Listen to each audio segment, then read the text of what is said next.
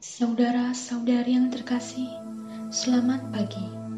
Mari kita awali permenungan kita pagi ini, Minggu 9 Agustus 2020, Pekan Biasa ke-19 dengan tanda kemenangan Kristus. Dalam nama Bapa dan Putra dan Roh Kudus. Amin. Pada pagi ini, kita akan mendengarkan renungan dari Pastor Cornelius Kulikeban MSC dengan tema Tuhan, suruhlah aku datang kepadamu. Dari Matius bab 14 ayat 22 sampai 33. Sebelum berjalan di atas air, ada sebuah peristiwa dan mujizat besar yang dilakukan Yesus, yakni memberi makan 5.000 orang hanya dengan 5 potong roti dan 2 ekor ikan. Kali ini peristiwa besar lain lagi yang hendak Yesus tunjukkan kepada rasulnya, yakni berjalan di atas air. Nalar para rasul saat itu seakan dibekukan Yesus agar mereka patuh saja kepada kata-katanya. Yesus menyuruh mereka mendahului dia ke seberang. Pertanyaannya, setelah mereka meninggalkan Yesus di darat, dengan apakah Yesus akan menyusul sedangkan hari sudah malam? Petrus yang sering kritis, kini hanya diam dan mengikuti kata-kata gurunya. Ada sebuah skenario yang dirancang Yesus sebagai seorang sutradara dalam mujizat berjalan di atas air, agar iman para rasul semakin kokoh kuat.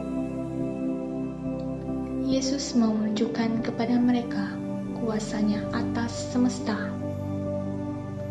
Apapun kekuatan dahsyat alam akan tunduk kepadanya, karena dia memiliki kuasa atas semuanya.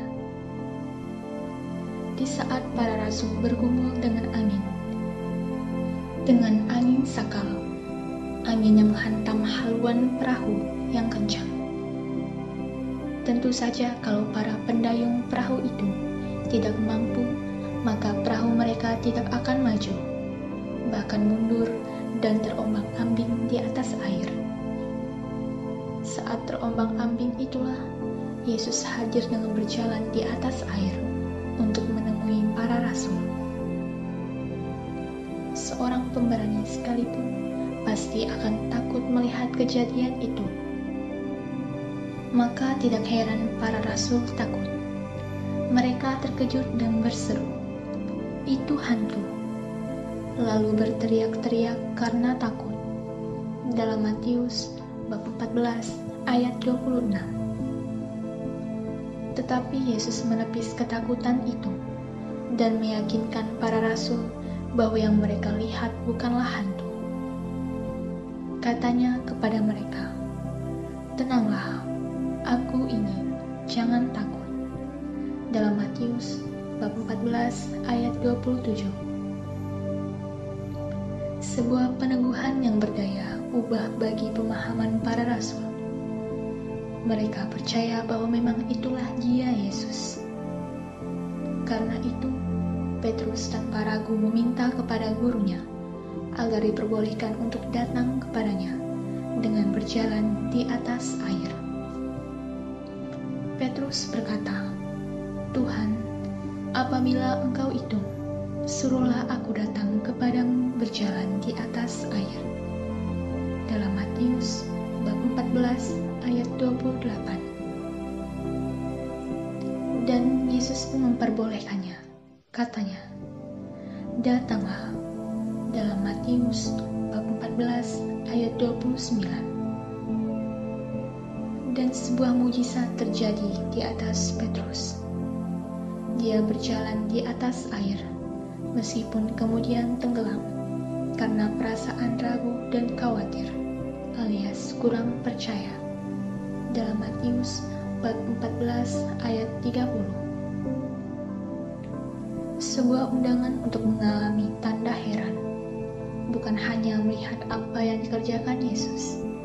Kali ini Yesus membiarkan Petrus mengalami dan melakukan sendiri apa yang dia minta, berjalan di atas air. Tuhan juga meminta kita untuk melakukan apa yang bisa kita lakukan dalam nama-Nya. Namun, seringkali kita seperti Petrus, takut dan ragu, lalu kita tenggelam dalam kekurangpercayaan kepada kuasa-Nya. Karena itu, jika sudah melangkah dalam sebuah kepastian, jangan pernah menoleh ke belakang. Bercermin pada sang sabda yang memenuhi permintaan Petrus kepadanya. Tuhan, suruhlah aku datang kepadamu.